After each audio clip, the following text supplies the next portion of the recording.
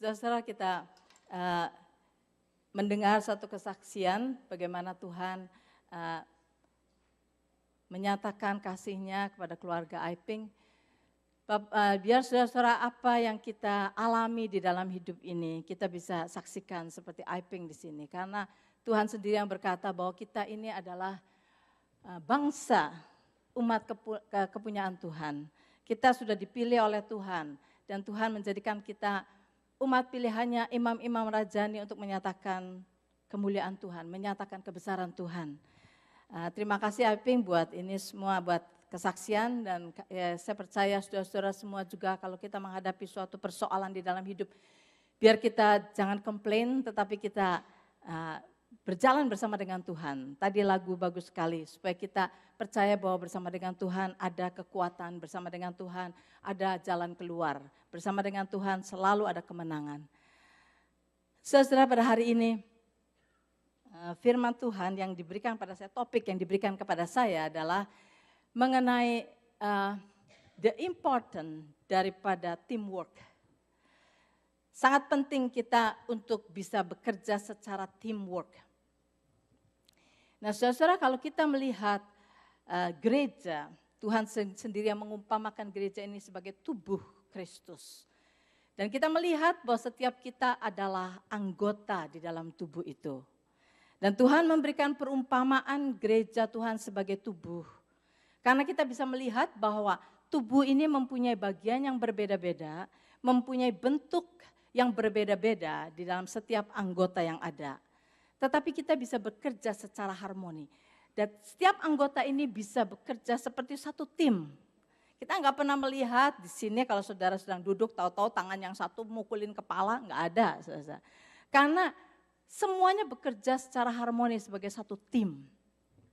Sebab itu kita juga ingin melihat bagaimana kita semua sebagai anak-anak Tuhan, sebagai anggota-anggota tubuh Kristus bisa bekerja sebagai satu tim.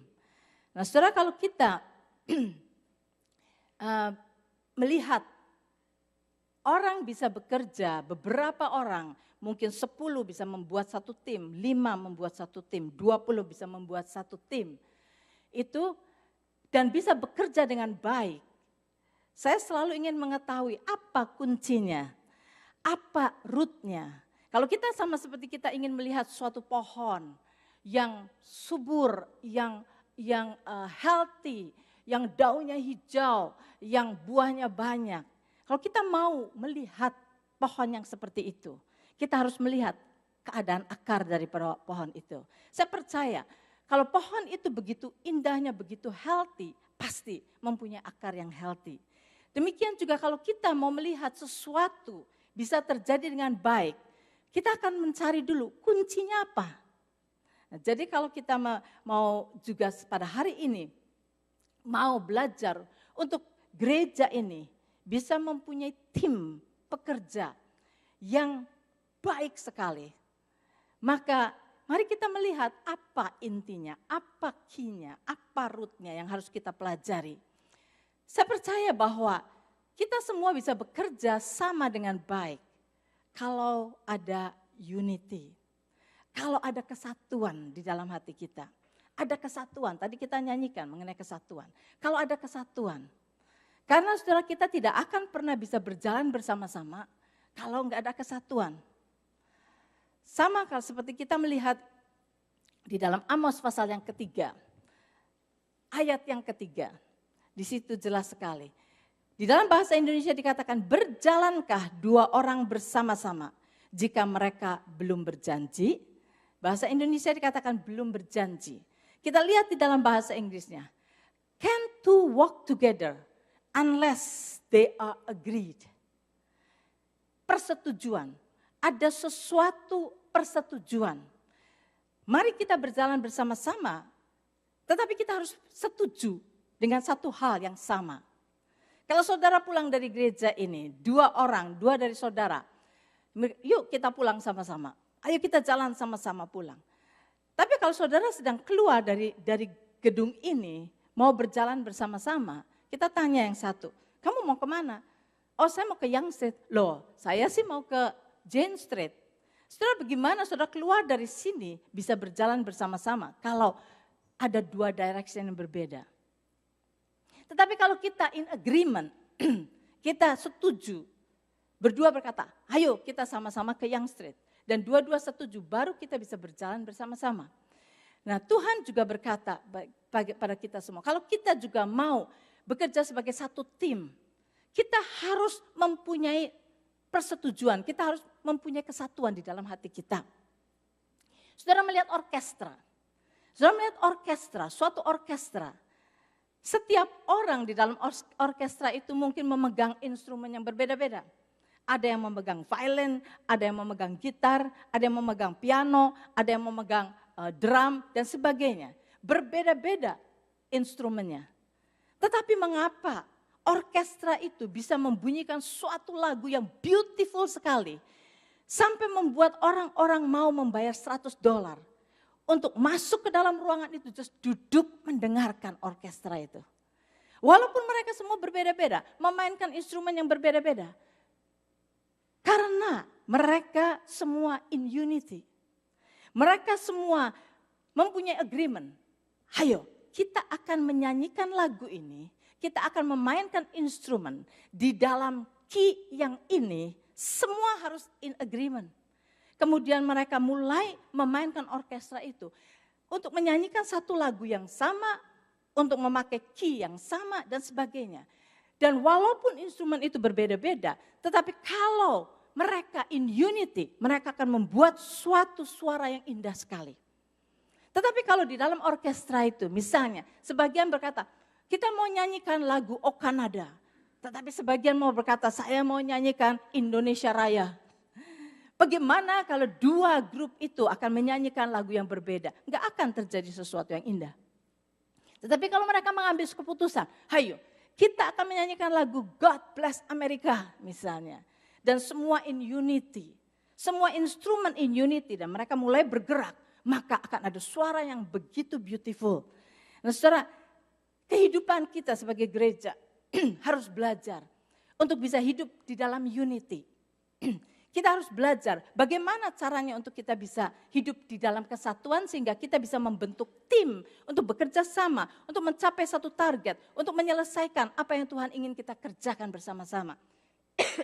Saya percaya sebagai gereja Tuhan, Tuhan punya assignment buat kita semua. Saya percaya Tuhan menaruh kita gereja ini di daerah ini untuk suatu purpose. Saya percaya ada rencana Tuhan yang besar buat gereja ini. Tetapi kita harus in unity. Jangan kita hanya melihat satu dengan yang lain dan melihat perbedaan kita. Dan kita ingin orang itu untuk bekerja seperti caranya saya bekerja. Orang itu mempunyai sifat seperti saya mempunyai sifat. Dan kita selalu melihat dari perspektif manusia kita yang itu membuat perpecahan di antara kita.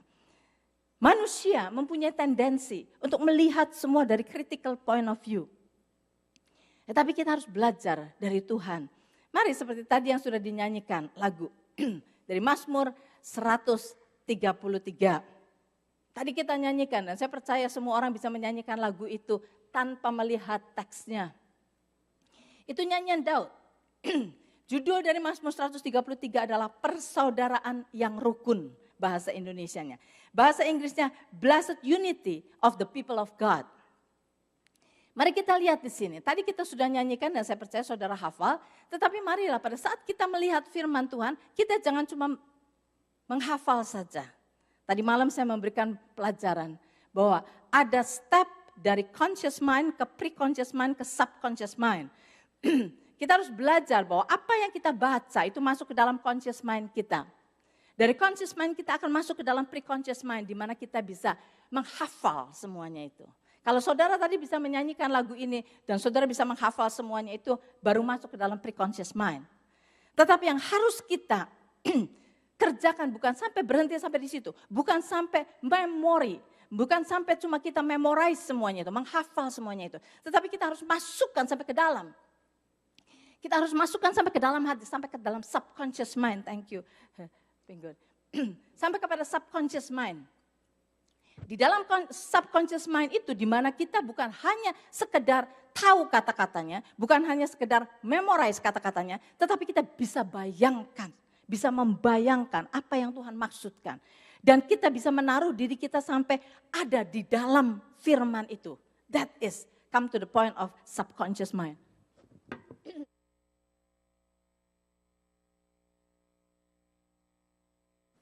Nah, saudara, kita akan baca ini sama-sama. Saya tahu saudara sudah hafal. Nyanyian ziarah Daud. Sungguh alangkah baiknya dan indahnya apabila saudara-saudara diam bersama dengan rukun. Seperti minyak yang baik di atas kepala meleleh ke janggut, yang meleleh ke janggut Harun dan ke leher jubahnya. Seperti embun gunung Hermon yang turun ke atas gunung-gunung Sion.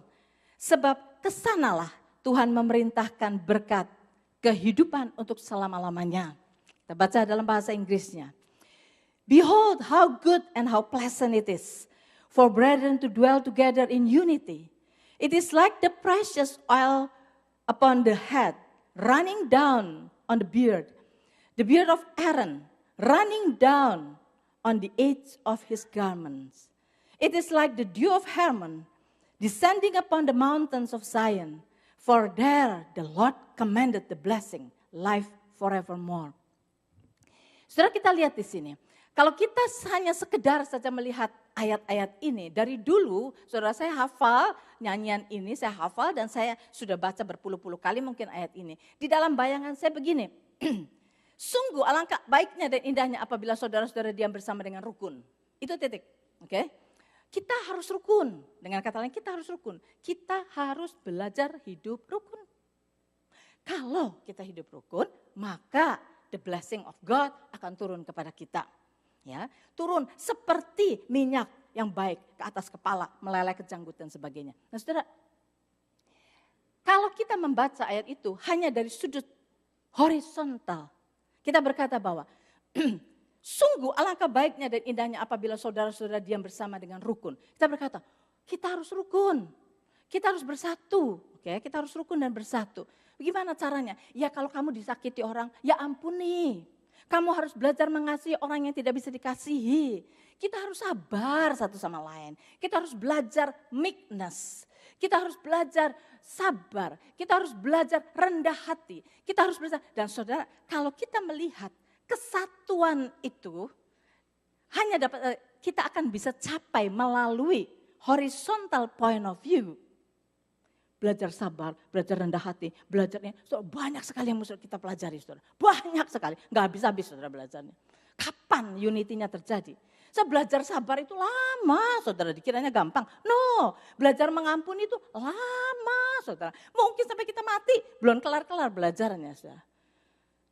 Tetapi di sini kalau kita melihat seperti minyak yang baik di atas kepala, meleleh ke janggut. Saudara lihat, kesatuan itu harus datang dari atas ke bawah.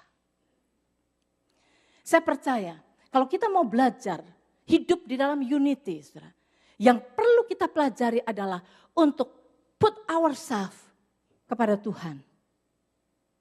Let the love of God flow. Let the understanding dari Tuhan flow. Let the forgiveness from God flow. Saudara, kita nggak perlu ngoyo, belajar setiap hari, belajar sabar, belajar ampuni, mengampuni. No, saudara. When we connect to the head, sebagaimana tubuh. Mengapa semua ini bisa berjalan dengan harmoni? Karena setiap bagiannya connected to the brain. Dan semua dipimpin oleh otak, sehingga tidak ada satu dengan yang lain, konflik satu dengan yang lain, nggak ada.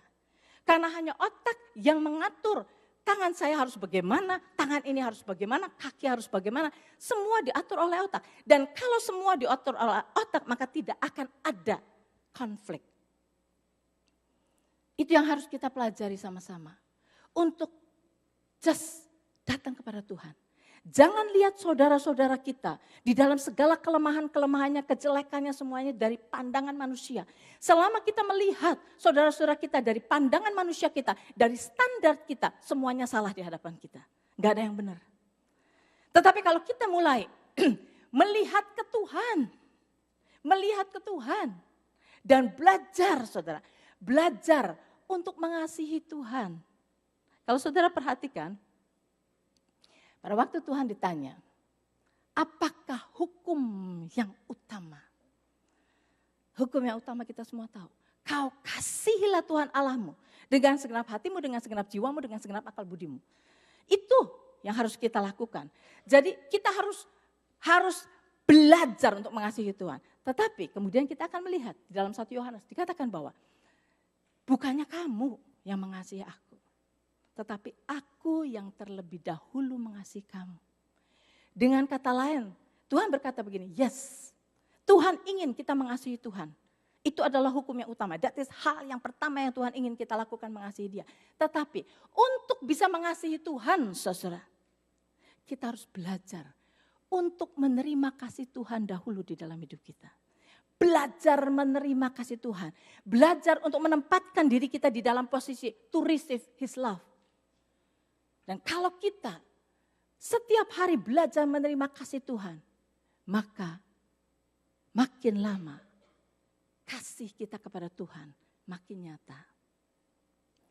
Jadi saudara, kalau kita mau menjalin suatu kesatuan, supaya kita bisa bekerja sebagai satu tim, yang paling penting adalah kita align diri kita dengan Tuhan. Align diri kita dengan Tuhan. Fokuskan diri kita kepada Tuhan. Belajar, exercise setiap hari, saudara. Untuk berbicara kepada Tuhan dan untuk mendengarkan dari Tuhan. Bukan hanya doa yang setiap pagi, setiap malam, bukan. Tetapi kita purposely mengadakan waktu untuk bukan hanya kita berbicara saja. Mengadakan waktu untuk mendengarkan Tuhan setiap hari. Sehingga itu menjadi lifestyle di dalam hidup kita. Saudara, sebagian saudara tahu kami pergi ke chiropractor. Ya, chiropractor.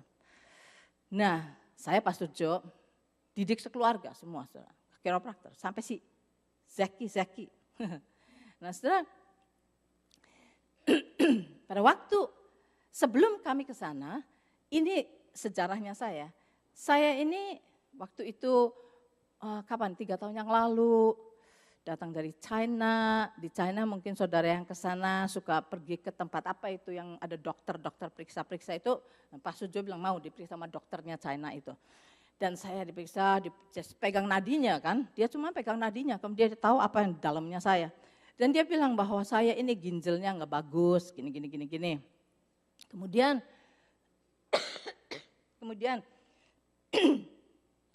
pada waktu di check up ada something. Dan saya bilang sama Tuhan, saya sih percayalah bersama dengan Tuhan, saya bilang. Saya mau hidup healthy, Lord.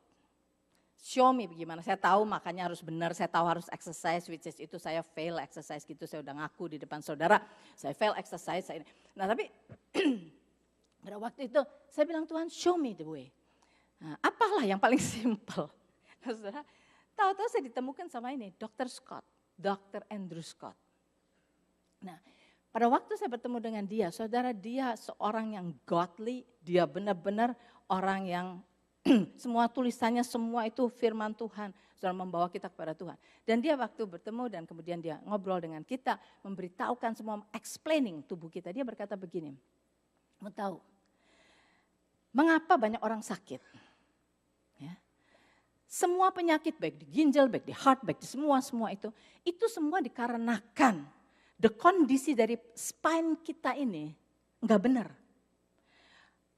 Hampir semua orang spine-nya itu enggak karuan, saudara. Ada yang crooked, ada yang twisted, ada yang macam-macam. Dan dia berkata begini, semua nerve yang menuju kepada semua organ itu ada pada spine itu. Dan dia katakan bahwa sebetulnya yang perlu dibetulin cuma satu, yaitu your spine to be aligned. Kalau spine kamu di-align sampai benar posisinya, maka dia katakan semua nerve di dalamnya itu akan akan ada di dalam posisi yang benar, sehingga segala perintah dari otak itu kepada setiap nerve yang pergi kepada semua organ itu akan lancar dan semua organ akan menjadi healthy. That is the only point. Kalau semua orang mengerti akan hal ini, spine harus di-align. Setiap orang spine-nya, saudara, kalau berdiri suka begini, segini. Saudara, semua itu membuat spine saudara nggak karuan. Nah itu yang membuat nerve di dalam spine itu juga ada yang twisted, ada yang kelibet, ada yang macam-macam. Dan itu juga yang membuat perintah dari otak itu melalui semua nerve kepada seluruh organ di dalam tubuh ini stuck. Dan itu yang membuat kerusakan di dalam setiap organ. Dan dia berkata bahwa mama papanya adalah chiropractor dua-duanya. Dan dia berkata mama papa saya punya 4 anak, laki-laki semua. Dan dia katakan, bayangin anak laki-laki, ya gelut satu sama lain, naik pohon jatuh, naik lari-lari di tangga jatuh, kenapa? Nah, itu bisa bayangin kayak apa badannya mereka. Tetapi dia bilang, 4 anak tidak pernah sakit, tidak pernah makan antibiotik, tidak pernah even makan Tylenol. You know why? Karena setiap hari, my parents align kita. Anak mau jungkir balik, mau jatuh dari pohon, mau apa, lie down. Setiap jam 6 sore di-align sama papa mamanya. Just di-align. Tak semua di-align. Dan dia bilang, tidak ada yang pernah sakit selama hidupnya. Dan dia berkata begitu. Jadi, waktu saya mendengar itu, saya mendapat seperti suatu revelation dari Tuhan. That's the only thing what you have to do. Dan saudara, saya pergi ke chiropractor ini. Dan dia pada waktu kasih tahu, ini take a long time untuk melakukan ini. Dan dia bilang, kalau saya sudah terangin ini sama kamu, apa yang menjadi obstacle? Apakah waktu, apakah uang, apakah apa yang menjadi obstacle buat kamu? Ya, kita bilang uang. Saudara bisa bayangin, chiropractor sekali datang $44. Saudara. Nah seminggu 3 kali bisa bayangin udah berapa kan? 2 orang lagi saya sama Pak Sujo. Dan saya uang, dia bilang, if that's money, don't worry about that. Don't worry about that. What you need to do, dia bilang, just pray, ask God. Ask God how much yang Tuhan tunjukkan, give it to me. Saya tidak akan judge kamu, saya tidak akan apa. I trust God. Hidup saya bukan cari uang. Saya mau melihat semua pasien saya jadi whole. Dia bilang gitu. Dan saudara, itulah sebabnya kita pergi ke sana. Saudara. Kita just tanya Tuhan, berapa Tuhan? Ya whatever yang Tuhan, saya kasih cuma segitu. That's it. Dan dia enggak mempertanyakan why segini apa, enggak mempertanyakan. Dan saudara, the concept, saya mau lihatkan kepada saudara-saudara bahwa kalau kita mau hidup healthy, gereja ini kepengen hidup healthy, kita bisa mempunyai tim yang kuat, kita bisa bekerja sama, kita bisa in unity. Saudara, the focus is bukan melihat memperbaiki orang ini, perbaiki orang ini, bukan saudara. Let us semua align diri kita kepada Tuhan. Mari kita setiap hari latihan saudara, untuk membawa diri kita to the position, to receive segala kasih yang Tuhan mau curahkan kepada kita. Belajar untuk mengenali Tuhan kita, belajar untuk mengenali Tuhan kita. Sehingga semua, kalau ini boleh dikatakan nerve atau whatever, yang dari Tuhan itu akan lancar saudara, turun kepada kita. Sehingga pada saat kita melihat saudara kita yang aneh, yang menyebalkan, kita bisa melihat dari mata Tuhan, mereka itu mempunyai kelemahan tertentu because of what? Tuhan tahu, Tuhan melihat kejelekan mereka, Tuhan melihat kelemahan mereka, Tuhan tetap mengasihi mereka. Dan saudara, yang perlu kita lakukan adalah untuk just align diri kita kepada Tuhan, connect kepada Tuhan. Dan kita harus latihan saudara. Dan saudara, saya percaya kita harus latihan setiap hari. Harus latihan setiap hari. Make a point di dalam diri kita, suatu appointment dengan Tuhan. Sehari beberapa kali just come to God, listen to Him. Terus connect kepada Tuhan setiap hari. Itu akan menjadi lifestyle dalam hidup kita. Sehingga pada saat kita satu dengan yang lain, ada perbedaan pendapat, ada cara bekerja yang lain, kita nggak usah marah, kita tidak akan marah. Karena dari Tuhan akan mengalir kasih kepada sesama kita. Itulah sebabnya saya ingin mengajak saudara-saudara semua. Saya tahu khotbah saya nggak usah panjang-panjang, tetapi lebih baik saudara. Kita nggak usah terlalu banyak teori, saya percaya apa yang saya katakan mungkin saudara semua udah tahu. Tetapi mari kita latihan.